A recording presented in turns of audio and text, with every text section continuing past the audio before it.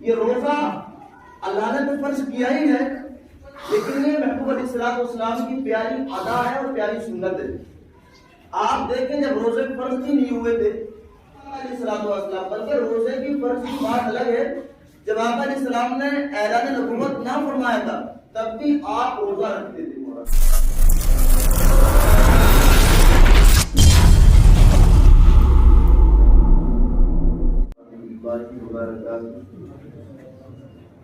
نحمده ونصلي على رسوله الكريم، أما بعد فأعوذ بالله من الشيطان الرجيم، بسم الله الرحمن الرحيم، يا أيها الذين آمنوا كتب عليكم الصيام كما كتب على الذين من قبلكم لعلكم تتقون، صدق الله مولانا العظيم وصدق رسوله النبي الأمين الحكيم الكريم، ونحن على ذلك لمن الشاهدين والشاكرين والحمد لله رب العالمين۔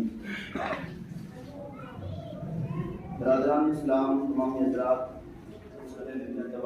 محمد مصطفیٰ صلی اللہ تعالیٰ علیہ وآلہ وسلم کی بارگاہ میں درود پاک پڑھی تھی، اللہم صلی علی سیدنا شفیعنا مولانا محمد وبارک وسلم صلی اللہ علیہ یا رسول اللہ یا نبی اللہ یا حبیب اللہ صلی اللہ تعالیٰ علیہ وآلہ وسلم۔ اللہ تبارک و تعالیٰ کا شکر و احسان ہے، اس کے فضل و کرم سے تمامی نے رمضان شریف کے چند دنوں کی برکتیں رحمتیں حاصل کی ہیں۔ ابھی کافی دن باقی ہیں، اللہ سے طرف پروردگار عالم سے دعا ہے کہ رب کریم اور آنے والے دنوں میں ماہ مبارک کے دنوں کی راتوں کی رحمتیں برکتیں حاصل کرنے کی توفیق عطا فرمائے۔ چند معلومات میں پیش کرنے کی کوشش کروں گا۔ یہ ماہ مبارک بڑا ہی بابرکت، رحمت والا، صبر والا یہ مہینہ ہے۔ اس ماہ مبارک میں بندوں کے رزق کو بڑھا دیا جاتا ہے، کیونکہ آپ لگاتار 3 جمعے سے یہ سنتے چلے جا رہے ہیں رمضان شریف کے تعلق سے، 2 جمعے سے یا شاید 3 جمعے سے حضرت ام المؤمنین حضرت عائشہ صدیقہ رضی اللہ تعالیٰ عنہا کا فرمان ہے، فرماتی ہیں کہ جب رمضان شریف کا مہینہ آتا، پیارے آقا حضور احمد مصطفیٰ محمد مصطفیٰ صلی اللہ تعالیٰ علیہ وآلہ وسلم کا رنگ جو ہے، رنگ مبارک متغیر ہو جاتا اور فرماتی ہیں متغیر ہو جاتا اور فرماتے ہیں اور نماز کی کثرت فرماتے اور خوب دعائیں مانگتے، نماز کی کثرت اور اللہ کی بارگاہ میں خوب دعائیں مانگنا یہ کوئی معمولی یا چھوٹا طریقہ نہیں ہے۔ یہ ساری کائنات کے آقا علیہ الصلوۃ والسلام جو ساری کائنات کے لیے رحمت بن کر تشریف لائے، پیارے آقا علیہ الصلوۃ والسلام کی سنت مبارکہ ہے۔ اللہ کی بارگاہ میں دعائیں مانگنا، رب کریم کی بارگاہ میں اچھا جو فرمایا کہ چہرہ حضور علیہ السلام کا متغیر ہو جاتا ہے، تبدیل ہو جاتا ہے۔ آپ جانتے ہیں جیسے کوئی انسان کے لیے کوئی نئی چیز ملنے والی ہوتی ہے یا مل جاتی ہے تو انسان کے چہرے پر کوئی تبدیلی آ جاتی ہے، کوئی خوشی کی چیز ہو یا کوئی غم کا ماحول ہو۔ اللہ اکبر، تو سوچے ذرا کہ رمضان شریف کا مہینہ کتنا بڑا رحمت والا ہوگا۔ یہ مہینہ جب آتا تھا تو پیارے آقا علیہ الصلوۃ والسلام کا چہرہ متغیر ہو جاتا تھا،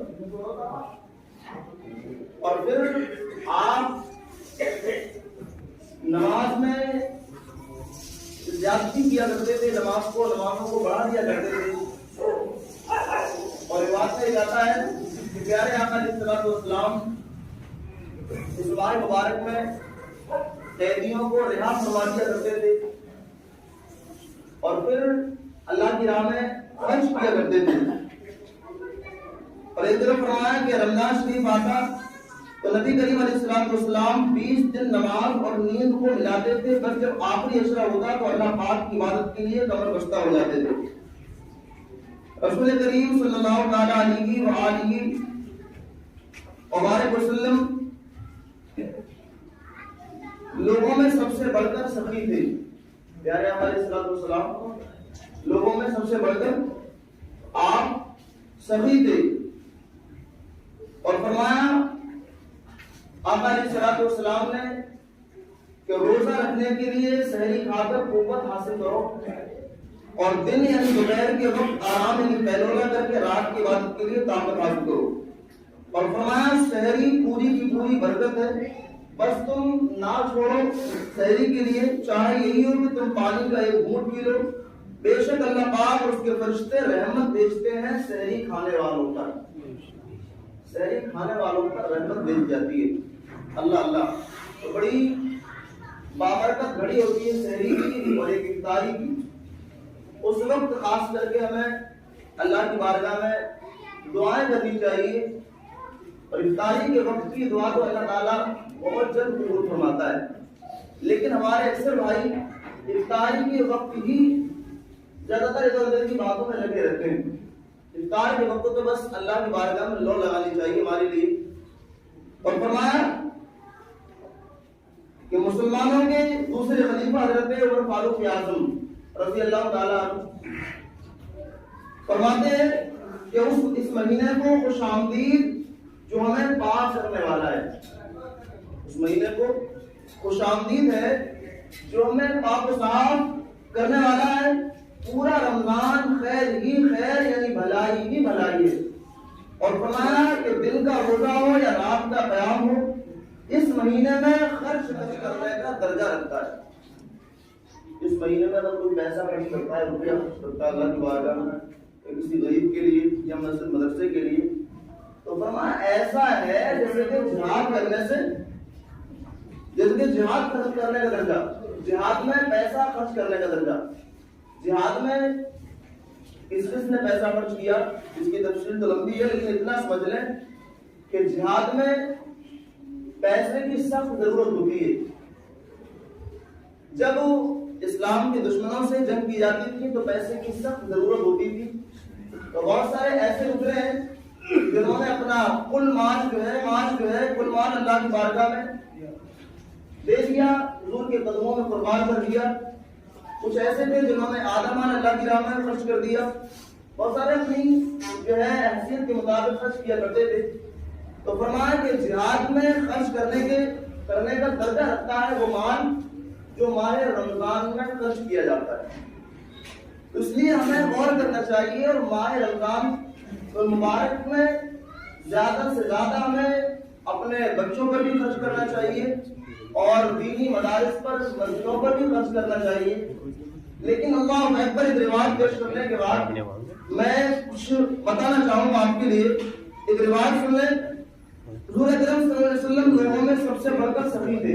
پیارے آقا علیہ السلام لوگوں میں سب سے بڑھ کر زیادہ آپ علیہ السلام سخی تھے، اور رمضان شریف میں آپ علیہ السلام خصوصاً بہت زیادہ سخاوت کیا کرتے تھے۔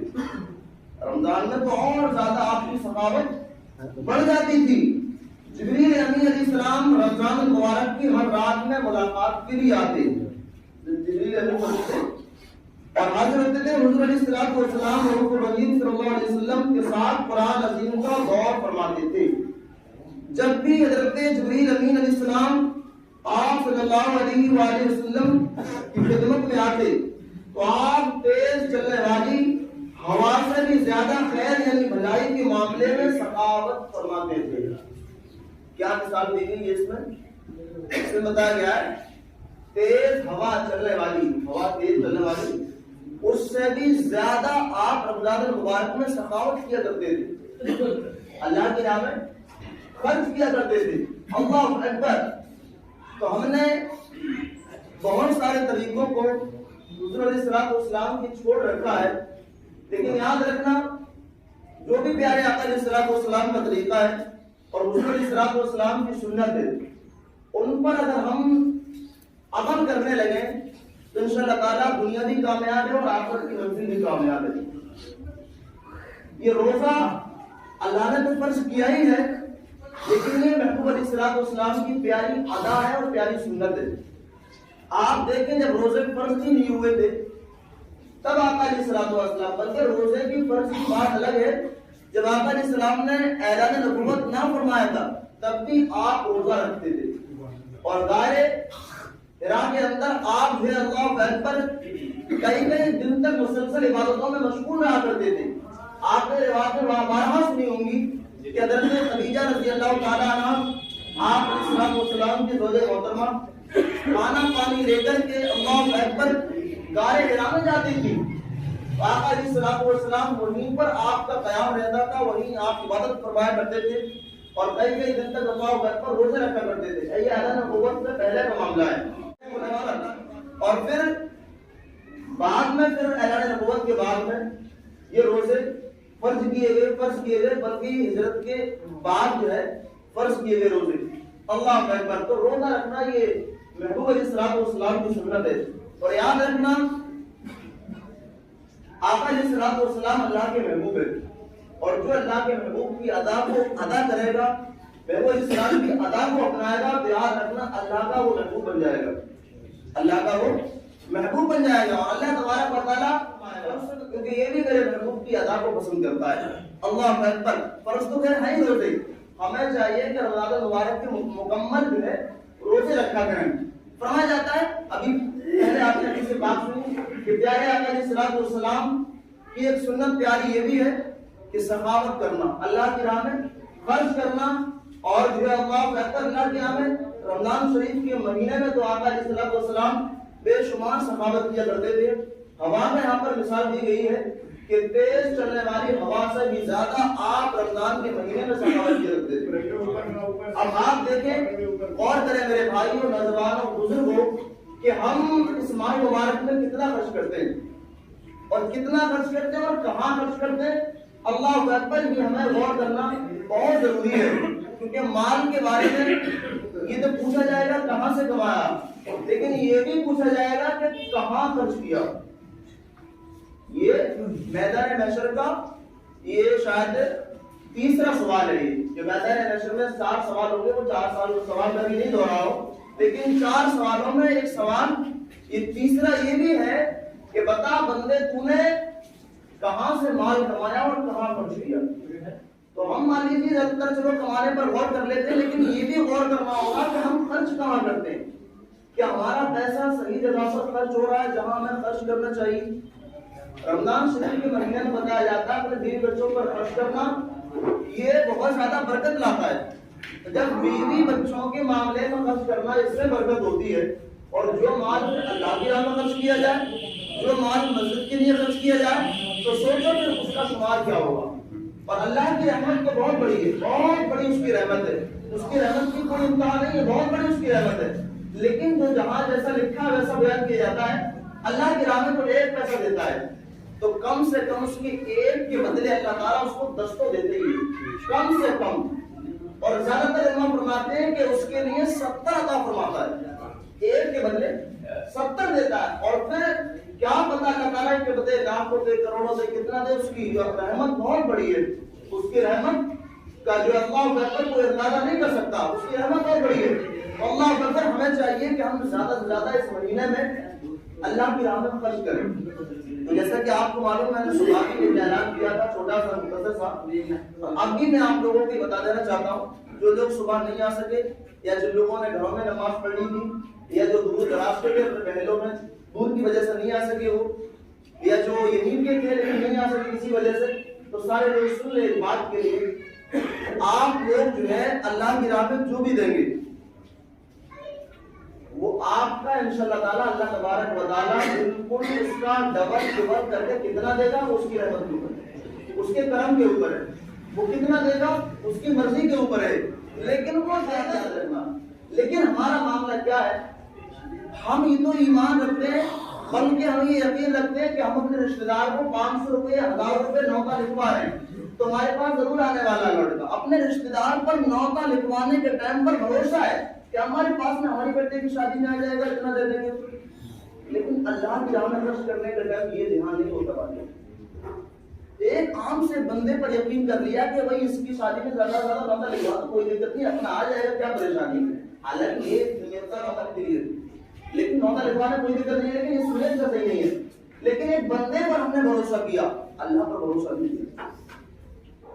جب بندے کے لیے ہم اس نیت سے کر سکتے ہیں کہ بھائی خوب زیادہ لکھواؤ, وہ واپس لوٹ کے آنے والا ہے, تو اللہ کی راہ میں آپ بے شمار خرچ کریں, انشاءاللہ تعالیٰ آپ کا وہ ڈبل کر کے نہیں بلکہ 1 کا 70 کے بندے آنے والا ہے, 1 کا 70 کے شمار سے آنے والا ہے. اور کتنا دے گا وہ جانے, اس کا کام جانے رب کریم کا.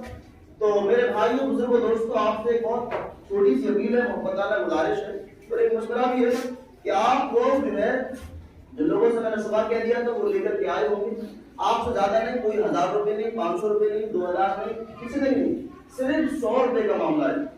آپ لوگ نماز کے فوراً بعد جو ہمارے کمیٹی کے حضرات ہیں, چھوٹے لڑکے یا نوجوان بھائی, وہ جو ہے گولی لے کر کے کھڑے ہوں گے, اور آپ 100 روپے سارے لوگ جو نوجوان بھائی ہیں یا بڑے بوڑھے جتنے بھی جو بھی ہیں, 100 روپے آپ کو دینے ہیں. بس آپ کی جیب سے صرف 100 کا نوٹ جائے گا, لیکن مسجد میں بہت ساری جمع ہو جائے گی. بات سمجھ آ رہی ہے؟ صرف آپ کی جیب سے 100 کا نوٹ جائے گا بس, لیکن صرف 100 کا نوٹ آپ کے پاس جائے گا, لیکن اللہ کے گھر میں بہت سارے رہ جائیں گے. آپ کو پتا ہے, معلوم ہے آپ کے لیے کہ جگہ کا انتظام کیا ہے, لیکن پیسے کا انتظام نہیں ہو پایا ہے. آپ دیکھتے ہیں رمضان میں کتنی دقت ہوتی ہے. اب جو لوگ نماز میں بعد میں آئیں گے یا عید کی نماز میں آئیں گے یا الوداع میں آئیں گے, کتنے پریشان دقتیں ہوتی ہیں. سرنا اترنے میں دقت ہوتی ہے, وضو میں دقتیں ہوتی ہیں, چینٹیں وغیرہ یہاں پر آتی ہیں نماز کے لیے, بہت ساری دقتیں پریشانی. آپ سب کچھ دیکھتے ہیں, جانتے ہیں, بتانے کا یہ اس میں کوئی معاملہ نہیں ہے. لیکن اس کو آسانی کے لیے کمیٹی والوں نے, آپ ہی لوگوں نے اس جگہ کا انتظام کیا ہے. تو ہمیں چاہیے کہ ہم کوشش کریں, محنت کریں اور زیادہ سے زیادہ خرچ کرنے کی کوشش کریں. تو آپ سے صرف 100 روپے کا معاملہ ہے. سارے لوگ جو ہے 100 روپے جو ہے جھولی میں ڈالتے رہیں. نماز عید نماز جو ہے جمعہ کے بعد فوراً آپ کو جو ہے 100 روپے جیب میں سے نکال لینے ہیں اور آپ کو جھولی میں دے دینے ہیں. اور آپ اس نیت سے دیں کہ ہم کسی دنیا دار کے لیے نہیں دے رہے, ہم تو رب کریم کی بارگاہ میں دے رہے ہیں, وہ اس کا بدلہ لینے والا ہے. اور 100 روپے تو یار بہت معمولی چیز ہے, بہت معمولی چیز ہے 100 روپے. اور انسان غور کرے, بچے ٹافیوں میں چاکلیٹوں میں 100 روپے اڑا دیتے ہیں, ختم کر دیتے ہیں. لوگ بیڑی سگریٹوں میں یوں ہی پھونک دیتے ہیں, گٹکوں میں لوگ پھونک دیتے ہیں گٹکا جو کہ بالکل نقصان دہ ہے, اس کا کوئی فائدہ ہی نہیں ہے, نقصان ہی نقصان ہے گٹکے کا, نقصان کے علاوہ کچھ نہیں ہے. نقصان کے لیے پیسہ خرچ کرتے ہیں ہم, لیکن اللہ کے بارگاہ میں فائدے کے لیے پیسہ خرچ نہیں کرتے ہیں. اس سے نقصان ہونے والا ہے.